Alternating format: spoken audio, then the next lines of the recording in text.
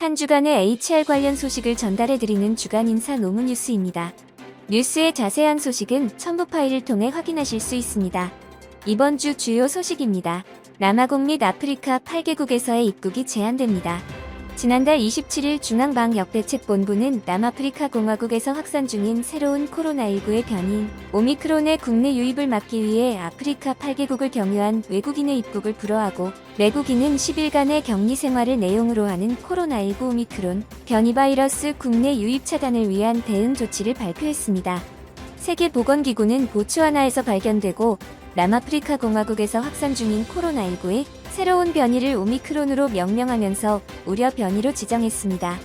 이에 따라 질병관리청 등 관계부처는 오미크론 변이 해외 유입 상황평가 회의에 들어가 대응 방안을 논의했고 11월 28일 0시부터 오미크론 발생 국가와 인접국가인 남아공, 보츠와나, 짐바브웨, 나미비아, 레소토, 에스와티니, 모잠비크, 말라위의 8개국을 방역 강화국가, 위험국가, 격리 면제 제외국가로 지정하기로 했습니다. 그간에는 남아공 발 입국자의 경우 5일간 임시생활시설에서 격리를 하고 5일간 자가격리를 시행해왔습니다. 이번 조치를 통해서 남아공 등 8개국에 대한 비자 발급이 제한되고 8개국에서 온 내국인은 임시생활시설에 격리되며 이는 국내 예방접종 완료자도 격리가 됩니다. 외국인의 경우 남아공 등 8개국에서 입국하거나 8개국을 경유하여 입국을 하면 탑승 수속 과정에서 여권을 확인하여 항공기 탑승이 제한되고 탑승을 해서 국내로 오더라도 입국 불허가 됩니다. 고용노동부에서 IT업계 구인 및 구직을 직접 연결합니다. 지난달 28일 고용노동부는 12월 6일부터 17일까지 2주간 워크넷에서 정보기술업종 대상 온라인 구인 및 구직 만남의 장행사를 개최한다고 밝혔습니다. 이번 행사는 전국 고용센터에서 운영 중인 업종별 특별 취업 지원팀과 연계해 광역 단위로 이뤄집니다. 고용부는 지난 8월부터 전국 고용센터 내에 업종별 특별 취업 지원팀을 운영해왔고 여기에선 지역 및 현장별 특성을 고려해 지역 전략 업종, 고용 위기 업종 등에 대해 취업 지원 서비스를 제공하고 있습니다. 이를 통해 총 3,479명의 구직자가 취업에 성공했습니다. 이번 행사에는 실제 구인 수요를 가진 반도체, 자동차, 기계 등의 IT 업종 기업 100여 개사가 참여할 예정입니다. 고용센터가 참여 기업 구인 정보를 워크넷 누리집에 게시하면 구직자가 워크넷을 통해 희망 기업의 입사를 지원하는 방식이며 일부 고용센터에선 비대면 상설 면접장 등을 활용해 면접 진행을 지원하는 채용 대행 서비스 등 추가 서비스도 제공할 예정입니다. 뉴욕에서 사업주가 직원의 이메일과 전화통화 감시가 가능하게 되었습니다. 미국 뉴욕주에서는 내년부터 사업주가 직원의 통화, 이메일, 인터넷 사용 등을 모니터링할 수 있게 됩니다. 다만 직원에 대한 사전 통지와 게시판 공지를 반드시 거쳐야 합니다. 지난 8일 미국 뉴욕주는 이와 같은 내용의 법안을 통과시켰습니다. 이는 코네티컷과 델라웨어에 이어 세 번째입니다. 법안에 따르면 사업주는 모니터링을 받게 되는 직원에게 채용 시에 사전에 서면이나 전자적 통보, 직원들이 인지했음을 확인, 전자 모니터링한다는 안내문을 직원들이 쉽게 볼 수 있는 장소에 게시 등의 의무가 부과됩니다. 이번 법안은 사업장 규모와 상관없이 전면 시행됩니다. 이러한 사전 통보만 있다면 모니터링이 가능한 내용에는 특별한 제한이 없습니다. 컴퓨터, 전화통화, 이메일 전송, 인터넷 접속 모두 감시가 가능하며 다만 이메일 용량을 관리하기 위한 절차, 컴퓨터 유지 보수를 위한 절차 등에는 적용되지 않습니다. 이 법안은 직원들에게 부적절한 인터넷 사용에 대해 경고하고 회사 규칙에 대한 경감심을 갖게 만들어 생산적인 작업 환경을 만드는 데 일조하리라는 기대감도 나타냈습니다. 또한 이번 법안으로 기존에 모니터링을 하던 기업이 사전에 통지를 하여 합법적인 감시가 가능해졌습니다.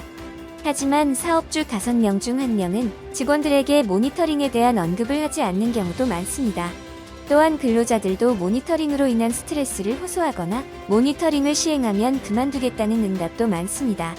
우리나라에서는 이에 관한 논의가 많지는 않지만 직원 동의 없이 이메일을 열람하는 경우에는 형사적 문제와 더불어 민사상의 책임도 지게 될 우려가 있습니다. 주 15시간 미만 근로자의 퇴직금을 지급하지 않는 것은 합법이라는 결과가 나왔습니다. 주 15시간 미만으로 일하는 초단시간 근로자를 퇴직금 지급 대상에서 제외한 현행법이 헌법에 어긋나지 않는다는 헌법재판소의 판단이 나왔습니다. 지난달 29일 헌재는 근로자 퇴직급여보장법 4조 제1항의 단서 조항이 인간으로서의 존엄과 가치, 행복 추구권, 평등권, 근로의 권리 등 헌법을 위반했다는 위헌 소원을 검토한 결과 재판관 6대3 의견으로 합헌 결정을 내렸다고 밝혔습니다. 각각 한국마사회시간제 경마직과 대학 철학 담당 시간 강사로 일한 A씨와 B씨는 퇴직 후 사용자를 상대로 퇴직금 지급 청구 소송을 냈으니 패소했습니다. 퇴직급여법상 퇴직금 지급 대상에 해당하지 않는다는 이유였습니다. 퇴직급여법 4조 제1항에는 4주간을 평균의 1주간, 소정 근로시간이 15시간 미만인 근로자를 예외로 한다는 단서가 있기 때문입니다. 이들은 소송에서 패소하자 해당 법 조항이 헌법에 어긋난다며 헌법 소원을 제기했습니다. 헌재는 이에 대해 이른바 초단시간 근로는 일반적으로 임시적이고 일시적인 근로에 불과하다며 사용자의 부담을 용인할 수 있을 정도의 기여를 전제로 하는 퇴직급여 제도의 본질에 부합한다고 보기 어렵다고 판단했습니다. 반면에 반대 의견을 낸 3명의 재판관은 고용보험이나 국민연금 등 사회보장제도에서 소외된 초단시간 근로자를 퇴직금 지급에서마저 제외하는 것은 사회 안전망의 사각지대를 발생시킬 것이라며 퇴직급여법이 헌법에 위배된다는 의견을 냈습니다.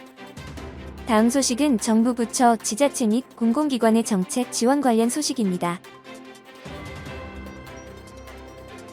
지난달 30일 고용노동부는 10월 산업활동 동향 및 평가를 발표했습니다. 평가에 따르면 10월은 관공업과 서비스업 생산이 감소하면서 전 산업에서의 생산량이 하락했는데, 이는 대체 공휴일에 따른 관공업 조업 일수 감소와 백신 접종을 통한 대면 서비스업 개선세가 이어졌으나 전월의 기저 영향으로 하락하였습니다. 또한 소매 판매는 이른 한파와 더불어 외부 활동의 증가로 2개월 연속으로 증가하였으나 설비 투자는 디스플레이 제조 장비 등 기계류 투자 감소 및 운송 장비 투자 감소 등으로 하락했습니다. 10월 경기 선행지수 순환 변동치는 재고, 출하비율 상승 등의 영향으로 하락했습니다. 10월의 산업활동은 대체 공휴일의 영향이 큰 가운데 분기 말의 기저 효과, 공급망 차질 등으로 생산 및 투자 지표가 전월 대비 감소하였습니다. 다만 11월은 단계적 일상회복 등에 따른 내수 여건 개선과 수출 호조로 양호한 흐름을 예상했습니다. 글로벌 공급 차질 및 인플레이션 우려 등이 상존하는 가운데 국내외 코로나 관련 불확실성이 지속을 분석했습니다. 고용노동부는 방역 상황 안정에 만전을 기하면서 성장력 회복을 위해 금년 남은 기간 동안 내수, 투자, 재정 집행 등의 총력을 다하겠다고 밝혔습니다. 지난달 30일 고용노동부와 한국산업안전보건공단은 기업의 자율적인 안전보건관리체계 구축 지원을 위해 업종별 안전보건관리체계 자율점검표를 제작 및 배포한다고 밝혔습니다. 이번에 배포하는 자율점검표는 고위험 업종이라고 할 수 있는 폐기물 처리법, 창고 및 운수업을 대상으로 제작한 것으로, 자율점검표에는 사업장에서 안전보건관리체계 구축을 위한 7가지 핵심 요소별 점검 항목과 위험 요인별 세부 점검 항목으로 구성되어 있습니다. 고용노동부는 이번 폐기물 처리업, 창고 및 운수업 자율점검표를 고용노동부 누리집 등에 게시하여 누구나 볼 수 있도록 하고, 지방고용노동관서, 한국산업안전보건공단 일선기관, 민간재해예방기관과 중소기업중앙회, 한국건설자원협회 등 유관기관을 통해 기업들에게 적극적으로 안내할 예정입니다. 그동안 고용노동부는 안전보건관리체계 구축과 이행에 어려움을 겪고 있는 중소사업장을 지원하기 위해 지난 8월에 안전보건관리체계 가이드북을 배포하였고, 9월에는 50에서 299인 제조업 전체 사업장의 자율진단표를 제공하였습니다. 또한 10월에는 대부분 업종에서 적용 가능한 중소기업 안전보건관리체계 자율점검표를 배포한 바 있습니다. 권기섭 산업안전보건본부장은 중소사업장의 업종별 자율점검표는 계속해서 위험 업종을 중심으로 대상을 확대하여 제작 및 배포할 예정이며, 내년 1월 27일 중대재해처벌법 시행을 앞두고 사업장에서 이를 잘 활용한다면 자율적인 인사관리 체계를 구축하고 이행하는 데 많은 도움이 될 것이라고 밝혔습니다. 다음은 보상 관련 소식입니다. 국민연금 고액 추훈납부로 인한 소위 매직테크가 50대 이상의 서울 강남 거주자들과 뭉칫돈을 가진 외국인을 중심으로 번지고 있습니다. 이들은 평소 국민연금을 내지 않고 있다가 연금 수령 시점이 돼서 거액의 보험료를 한꺼번에 몰아내며 이득을 취합니다. 지난달 27일 국민연금공단에 따르면 지난해 추납 신청은 34만 5천여 건으로 5년 새 6배 가까이 급증했으며, 같은 기간 추납액은 9배 이상 늘어 2조 1,500억 원을 넘어섰습니다. 이에 국민연금이 일부 계층과 외국인들에게 신종 재테크 수단으로 변질되고 있다는 비판이 나오고 있습니다. 추납제도는 국민연금 보험료를 내다가 갑자기 실직이나 이직, 사업 중단, 건강 악화 등으로 소득 활동을 할 수 없어 보험료를 내지 못한 기간에 보험료를 추후에 납부할 수 있게 만든 제도였으나 16년 11월부터 무소득 배우자도 추후 납부할 수 있도록 제도가 변경되고 소위 강남 아줌마들의 재테크 수단으로 입소문이 퍼지면서 악용되기 시작했습니다. 한 금융권 관계자는 지난해 말 법 개정을 통해 추납 가능 기간을 10년 미만으로 제한했지만 여전히 국민연금 활용 방법에 따라 사적연금보다 수익률이 높다는 점을 이용하는 사례가 강남 거주 50대를 중심으로 속속 포착되고 있다면서 연금 고갈에 대한 우려도 있는 만큼 특히 외국인이 국민연금을 재테크에 활용하지 못하도록 제도를 개선해야 한다고 주장했습니다. 다음은 노동조합 및 노사관계 관련 소식입니다. 노동조합 전임자가 회사에서 급여를 받고 노조 활동을 할 수 있는 시간을 결정하는 근로시간 연제한도제, 즉 타임오프제 논의가 8년 만에 본격적으로 시작되었습니다. 노동계는 연제 한도 시간을 늘려 더 많은 노조 전임자를 확보해야 한다고 주장했으나 경영계는 반대 뜻을 분명히 하고 있어 양측 사이 팽팽한 힘겨루기가 예상됩니다. 지난달 28일 노동계 등에 따르면 대통령 직속 사회적 대화기구인 경제사회 노동위원회의 문성현 위원장은 30일 열리는 근로시간 연제심의위원회 제9차 전원회의에서 타임오프제 한도 조정에 대한 심의를 요청할 계획입니다. 타임오프제에 대한 한도 조정이 심의 안건으로 올라가는 건 지난 2013년 이후로 처음입니다. 타임오프제는 시행된 지 10년이 흘렀으나 경영계와 노동계는 여전히 큰 시각 차이를 보이고 있는데 경영계는 기본적으로 노조 전임자 급여를 회사 측이 아닌 노조가 부담해야 한다는 입장으로 그동안 회사가 부담하고 있기에 축소를 주장해왔습니다. 반면에 노동계는 줄곧 근로시간 면제 한도를 확대해야 한다고 주장하며 유급 노조 전임자의 확대를 주장했습니다. 김태기 단국대 경제학과 교수는 앞서 한도를 정할 때도 노사를 상대로 지난한 설득 과정이 있었다며 노사 모두 타임오프제 자체에 대한 반감이 센 만큼 어떤 방향으로 결론이 나더라도 양측이 만족하기 어려울 것이라고 말했습니다. 다음은 노무 및 법률 관련 소식입니다. 올해 2분기 임금 근로 일자리가 68만 개 늘어나며 경기 회복에 청신호가 켜졌습니다.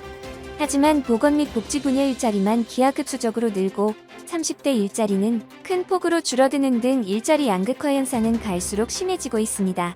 지난달 25일에 통계청이 발표한 2분기 임금 근로 일자리 동향에 따르면 올해 5월 기준 일자리는 1957만 7천 개로 지난해 2분기보다 68만 1천 개 늘었고 산업별로는 사회복지 서비스업, 보건업 등 보건 및 복지 분야 일자리만 19만 2천 개 늘었습니다. 이는 고령화 추세에 따른 돌봄 인력과 코로나19 확산에 따른 방역 인력이 급격하게 늘어난 것입니다. 건설업에서도 7만 1천 개의 일자리가 새로 창출돼 건설 경기가 차츰 회복되고 있습니다. 하지만 코로나19 직격탄을 맞은 숙박 및 음식업 일자리는 9천 개가 줄어들며 감소세가 이어졌고 또한 운수 및 창고업도 일자리가 줄었습니다. 연령대별로는 60대 이상 일자리가 가장 큰 폭인 39만 2천 개 늘었고 그중 특히 보건 및 복지 일자리가 큰 폭으로 늘었습니다. 뿐만 아니라 50대, 20대 이하, 40대 일자리는 증가했습니다. 하지만 30대 일자리는 전 연령대 가운데 유일하게 1만 7천 개 줄었습니다. 이는 19년 4분기부터 7분기 연속 전년 동기 대비 감소세입니다. 이는 코로나19 확산 이후 사업장들이 비용 절감을 위해 신규 채용을 하지 않는 것이 30대가 구직난에 빠진 원인으로 분석됩니다.